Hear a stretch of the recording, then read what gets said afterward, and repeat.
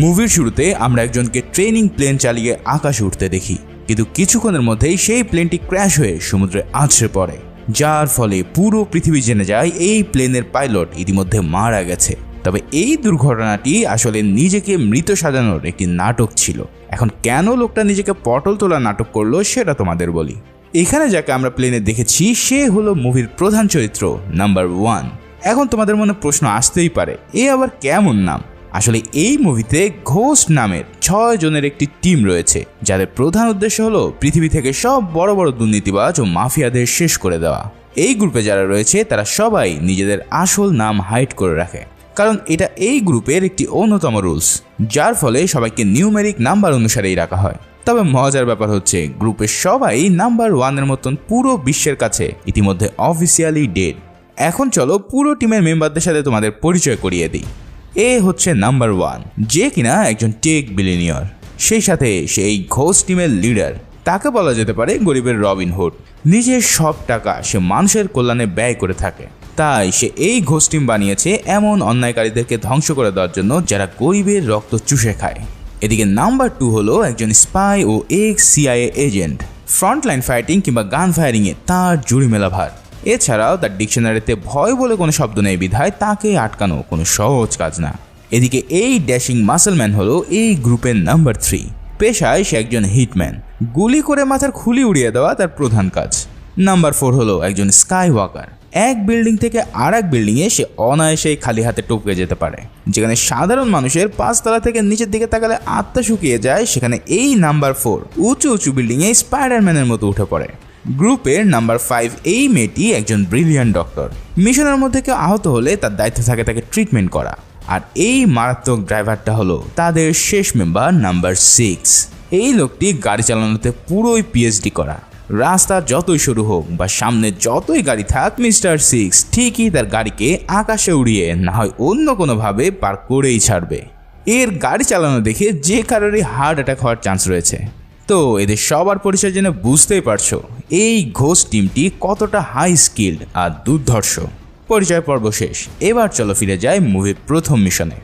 4 মাস আগের প্রথম মিশনে তারা পাড়ি জমায় ইতালির ফ্লোরেন্স শহরে। সিনের প্রথমেই দেখা যায় একটি সবুজ রঙের রোমিও জুলিয়া কার্ডোফোলিও স্পোর্টস কারে করে 1, 2, 5 ও 6 কোথা থেকে যেন পালাচ্ছে। তাদের পিছনে ধাওয়া করছে পুলিশ আর মাফিয়া। এখন নিশ্চিত কোনো আকাম না করলে তো আর কেউ তাদের পিছু নেয় না, তাই না? ড্রাইভিং সিটে রয়েছে মারাত্মক ড্রাইভার 6। সে এমন স্কিলে গাড়ি চালায় যে পুরো শহরের সব কিছু লন্ডভন্ড করে দিতে থাকে। তার কাজ হচ্ছে যেভাবেই হোক শহরের বাইরে তার টিমকে নিয়ে যাওয়া। ওদিকে 2কে দেখা যায় ইতিমধ্যে গুলি খেয়ে কট খেয়ে গেছে, আর 5 তার চিকিৎসা করছে।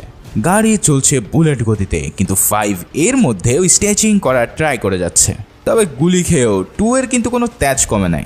সে এর মধ্যেও আশেপাশে আসা সকল গুন্ডাদের মেরে ঠান্ডা করতে ব্যস্ত। আচ্ছা, এবার তোমাদেরকে বলি তারা কি এমন আকাম কাজ করেছে যার জন্য আজকে এই অবস্থা। কিছুক্ষণের আগে তারা গিয়েছিল এক লয়ারের কাছে একজন ক্রিমিনাল সম্পর্কে ইনফরমেশন চাইতে। সেই ক্রিমিনাল তুর্গিস্তানের কয়েকজন করাপ্টেড আর্মি অফিসারের সাহায্যে সেখানে বিষাক্ত গ্যাসের অ্যাটাক চালিয়েছিল। তাই কে সেই ক্রিমিনাল সেটা জানার জন্য 1 ও 2 সেখানে উপস্থিত হয়। কিন্তু লয়ারকে আর এত সহজে তার ক্লায়েন্টের পরিচয় দেয়? তাই তো 1 ও 2 তার এক চোখ উপরে নিয়ে আসে তাদের ফোন আনলক করার জন্য। এই ফোনের লক খুলতে পারলেই তারা জানতে পারবে কে সেই ক্রিমিনাল। ওদিকে 6 আকাশ পাতাল এক করে গাড়ি চালিয়ে যাচ্ছে। কুকুর, বাচ্চা, এমনকি চার্চের নানও তার গতির আঘাত থেকে রক্ষা পায় না। তবে তাদের পিছু নেওয়া ওই মাফিয়া দল ক্রমাগত কাছে চলে আসছে দেখে 1 সিগন্যাল দেয় নাম্বার 4কে। তার সিগন্যাল পেয়ে নাম্বার 4 অনেক উঁচু বিল্ডিং টপকে টপকে তাদের কাছে আসতে থাকে। সে একটি রাস্তায় এসে আগে থেকে সেট করা ফাঁদ দিয়ে তাদের পিছনে থাকা সেই মাফিয়ার গাড়িটি একদম উড়িয়ে দেয়। এরপর 1 সেই তুলে নেওয়া চোখটি দিয়ে ফোনটি আনলক করার জন্য 6কে গাড়ি সাইড করতে বলে। এমন বিদঘুটে চোখ দেখে 6-এর তো বমি ঠিকরে আসতে চায়। তার উপরে এই চোখটি হাত ফসকে তার গায়ে পড়ে গেলে সে তো আরো বেশি হাউকাউ শুরু করে দেয়। 1 এটা দেখে বলে, ভাই দয়া করে আমার চোখটারে পা দিয়া গুলায় ফেলিস না। 6 কোনো রকম নিজেকে কন্ট্রোল করে নেয়, আর 1 সেটা হাতে তুলে নিয়ে অনেক ট্রাই করার পর ফোনের লক খুলতে সক্ষম হয়। তাদের মেন কাজ শেষ, কিন্তু এখন দরকার এখান থেকে যেভাবেই হোক বের হওয়া। কিন্তু ইতিমধ্যে মাথার উপরে পুলিশের হেলিকপ্টার তাদের চেস করেই চলেছে। তবে সিক্স তার সর্বোচ্চ স্কিল দিয়ে দুনিয়াদারি এক করে একটা গাড়ি উল্টে দিয়ে সবার সামনে আগাতে থাকে। ইতিমধ্যে এত ফাইট করে সিক্সের জান তো বের হয়ে যাওয়ার জোগাড়। তাই সেই স্ট্রেস কমানোর জন্য একটি হ্যাপি মুডের গান ছেড়ে দেয়, কিন্তু ওয়ান দূর হসালা বলে প্লেয়ারটি তুলে বাইরে ফেলে দেয়। এবার ওয়ান কল দেয় নাম্বার 3-কে আর তাকে জানানো হয় দ্রুত তাদের বোট রেডি করতে। এরপর সবাই মিলে ছুটতে থাকে সি পোর্টের দিকে তাদের বোটে ওঠার জন্য। মুভির ডিরেক্টর মাইকেল বে এখানে যে অ্যাকশন সিন দেখিয়েছে তা আসলে এক্সপ্লেইন করা একদমই সম্ভব না, তাই তোমাদের জন্য কিছু ক্লিপস আমি এখানে ছেড়ে দিলাম।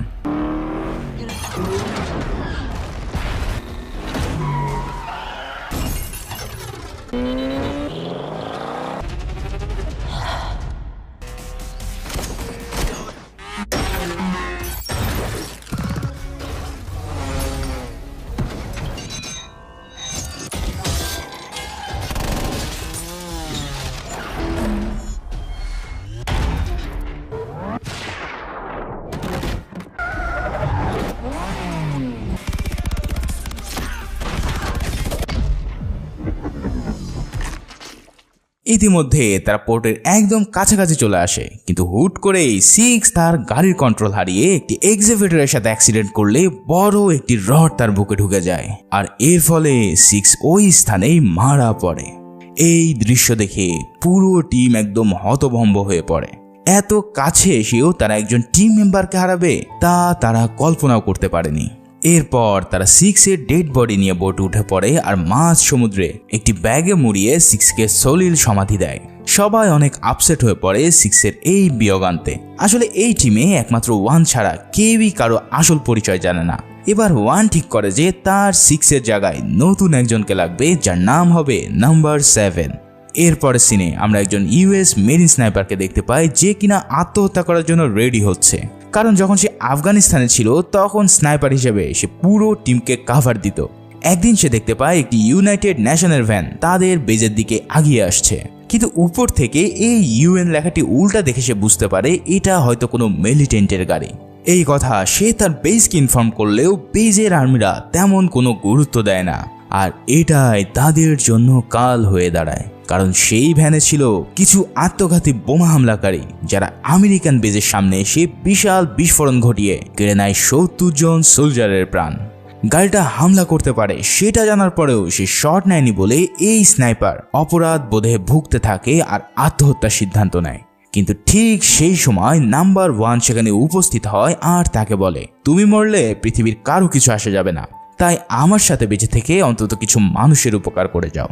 ওয়ানের কাছ থেকে সব কথা শুনতে পেয়ে নাম্বার 7 রাজি হয়ে যায় আর মিথ্যা নাটক করে সেও পুরো পৃথিবীর কাছে একজন মৃত মানুষ হিসেবে পরিণত হয়।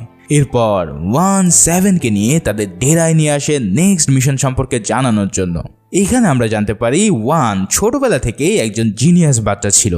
সে কলেজে থাকাকালীন মাইক্রোম্যাগনেট আবিষ্কার করে পুরো পৃথিবীকে তাক লাগিয়ে দেয়। তার এই মাইক্রোম্যাগনেট ব্যবহার করা হতো সকল টেক গ্যাজেটে, যার ফলে সে ক্যারিয়ারের প্রথম দিকেই রাতারাতি বিলিয়নিয়ার হয়ে যায়। বর্তমানে ওয়ানের বেজে পুরো দেশের সার্ভেলেন্স কন্ট্রোল করার ইকুইপমেন্ট আছে, সেই সাথে তার কাছে আছে এমন সব ডিভাইস যা দিয়ে সে যে কারোর উপরেই নজরদারি করতে পারে। এবার ওয়ান জানায় তার নেক্সট মিশন হবে তুর্কিস্তান দেশের প্রেসিডেন্ট আলিমভকে হত্যা করা। কারণ হিসেবে সে জানায় এই প্রেসিডেন্ট তাদের দেশের সাধারণ জনগণের উপরে নিজ স্বার্থের জন্য প্রতিনিয়ত জুলুম করে। তবে সে এই সব কাজ তার প্রধান 4 জেনারেলকে দিয়ে করায়, যাতে কেউ তার উপরে সন্দেহ করতে না পারে। প্রেসিডেন্ট নিজে বিলাসবহুল জীবনযাপন করলেও তার দেশের অনেক মানুষ না খেয়ে মরতে বসেছে। এছাড়াও সে কেমিক্যাল ওয়েপন তৈরি করে তা ওই সকল গরিব মানুষদের উপরে পরীক্ষা চালিয়ে তাদের সবাইকে মেরে সাফ করে দিচ্ছে। এই সব ঘটনা ওয়ান তার নিজের চোখে দেখেছিল যখন সে তুর্কিস্তানে গিয়েছিল দুস্থদের সাহায্য করার জন্য।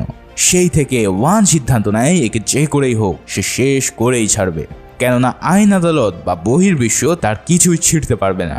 এদিকে আলিমভের কিন্তু একটা ছোট ভাই আছে যার নাম মুরাট। সে কিন্তু আলিমভের একদম উল্টো, মানে ভালো লোক। তবে তার ভাইয়ের অত্যাচারের কাছে সে কিছুই করতে পারে না। এখন ওয়ানের টার্গেট হলো এই মুরাটকে খুঁজে বের করে তার সাহায্যে আলিমভের কাছে পৌঁছানো আর তাকে শেষ করে মুরাটকে তুর্কিস্তানের প্রেসিডেন্ট করা। এতে করে সেই দেশের মানুষ আবারও মুক্ত ও সুন্দরভাবে তাদের জীবন পার করতে পারবে। এবার মুরাট কোথায় আছে সেটা জানতে হলে তাদের ক্যাপচার করতে হবে সেই 4 করাপ্টেড জেনারেলকে। ওয়ান জানতে পারে এই জেনারেলরা নেক্সট সানডেতে লাস ভেগাসে আসবে হ্যাভ এ রিল্যাক্স করার জন্য। সেখানে ঘোস্ট টিম তাদেরকে কুপঘাত করে মুরাটের সন্ধান বের করবে। প্ল্যান অনুসারে পুরো টিম ডিভাইড হয়ে চলে যায় লাস ভেগাসের একটি ক্যাসিনোতে। যেহেতু লাস ভেগাসের প্রতিটা অঞ্চলে প্রচুর পরিমাণ ফেস ডিটেক্টিং ক্যাম লাগানো আছে, তাই সবাই তাদের নিজেদের ফেসে কস্টিউম লাগিয়ে তা পাল্টে ফেলে। এই জেনারেলদের মারার জন্য 2 ও 3 হোটেল রুমে প্রবেশ করে মদ মাস্তিতে থাকা জেনারেলদের বড়ই নিষ্ঠুর স্টাইলে মেরে উপরে পাঠিয়ে দেয়। তবে এক কামাসূত্রের একনিষ্ঠ ভক্ত জেনারেলকে দুষ্টুমির মাঝখানেই মাথায় ঠেক দিয়ে তার কাছ থেকে মুরাটের অরিজিনাল লোকেশন তারা জেনে নেয়। তবে লোকেশন জানা শেষেই তার আত্মা খাঁচা ছাড়া করতে তাদের মোটেও ভুল হয় না। তার কাছ থেকে জানা যায় মুরাট বর্তমানে অবকাশ যাপনের জন্য হংকং অবস্থান করছে। তাই ঘোস্ট টিমের নেক্সট মিশন হয় হংকংয়ের রেড দেওয়া। এরপরের সিনে আমরা নাম্বার 3-কে দেখতে পাই একটি বৃদ্ধার সাথে দেখা করতে। এই মানসিক ভারসাম্যহীন বৃদ্ধা হলো তার মা। 3 তাদের টিমের রুলস ভেঙে তার সাথে দেখা করছে দেখে 1 প্রচণ্ড রেগে যায় আর জানায় এরপর সে এমন ভুল করলে সে তাকে প্রাণে মেরে ফেলবে। এদিকে আলিমভের 4 জেনারেলকে হত্যার খবর তার কাছে পৌঁছে গেলে সে প্রচণ্ড রেগে তার টিমের কিছু গাদ্দারকে হত্যা করে নতুন জেনারেল নিয়োগ দেয়। এবার টিম ঘোস্ট রওনা দেয় হংকং এর উদ্দেশ্যে। তবে পথে যেতে যেতে 3 ও 5 গল্প করে থাকে কিভাবে 1 তাদেরকে খুঁজে পেয়েছিল। 3 ছিল একজন প্রফেশনাল শুটার, কিন্তু একদিন একজনকে হত্যা করার পর যখন সেই লোকের ছোট্ট বাচ্চাটি তার সামনে এসে করুণ কণ্ঠে সদ্য খুন হওয়া বাবার খোঁজ করতে থাকে, তখন সে ভিতর থেকে প্রচণ্ড রকমের ভেঙে যায়। এই কষ্ট সহ্য করতে না পেরে সে আত্মহত্যা করার সিদ্ধান্ত নিলে সেখানে 1 এসে তাকে উদ্ধার করে নিজের টিমে নিয়ে নেয়। অন্যদিকে 4 জানায় একদিন সে ইউক্রেনে একটি মহামূল্যবান নেকলেস চুরি করে যখন পালাচ্ছিল তখন এক পর্যায়ে সে ওই স্থানে ফেঁসে যায়। ঠিক তখনই তার টিমমেটরা তার সাথে বেইমানি করে তাকে ছুঁড়ে ফেলে দিয়ে তার কাছ থেকে নেকলেসটি নিয়ে পালিয়ে যায়। এরপর 1 সেখানে এসে তাকে একইভাবে উদ্ধার করে টিমে জয়েন করায়। ইতিমধ্যে তারা হংকংয়ে পৌঁছে গেলে সবাই প্ল্যান অনুসারে চলে যায় মুরাট যে হোটেল আছে সেখানে। 7 তার স্নাইপার রাইফেল নিয়ে একটি হাই রিস্ক ক্রেনের উপরে পজিশন নেয়। অন্যদিকে 2 ও 3 লিফটে করে রওনা দেয় টপ ফ্লোরের দিকে যেখানে মুরাট রিল্যাক্স করছিল। 5 পজিশন নেয় লবিতে আর 4 বিল্ডিং বেয়ে উপরে উঠতে থাকে। তাদের প্ল্যান অনুসারে প্রথমে 5 একটি মাস্ক পরে নেয় আর লবিতে লাফিং গ্যাস ডিপ্লয় করে সবগুলোকে পাগলের মতন হাসাতে থাকে।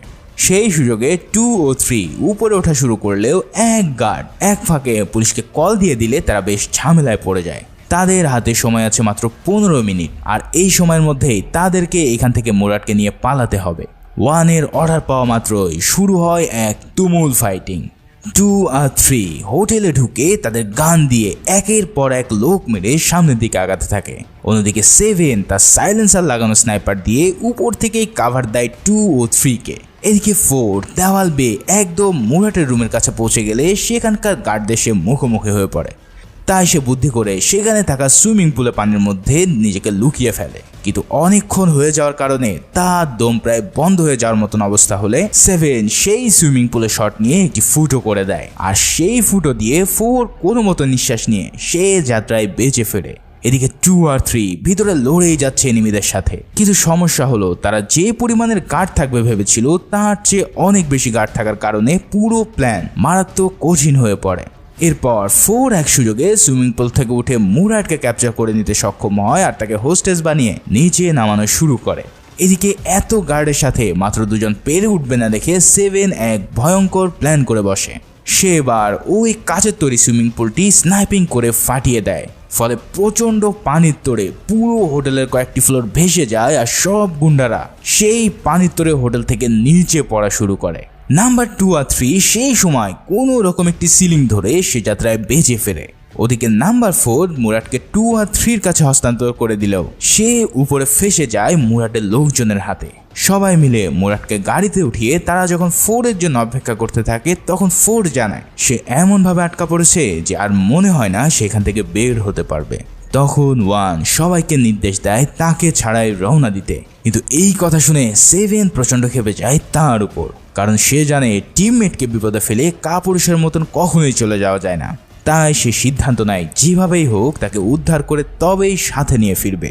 এই নিয়ে ওয়ানের সাথে তার ভালোই ঝামেলা হয়, কিন্তু 7 তার সিদ্ধান্তে অনড় থেকে তার স্নাইপার রাইফেল দিয়ে ওই গুন্ডাকে মেরে অবশেষে 4কে উদ্ধার করতে সক্ষম হয়।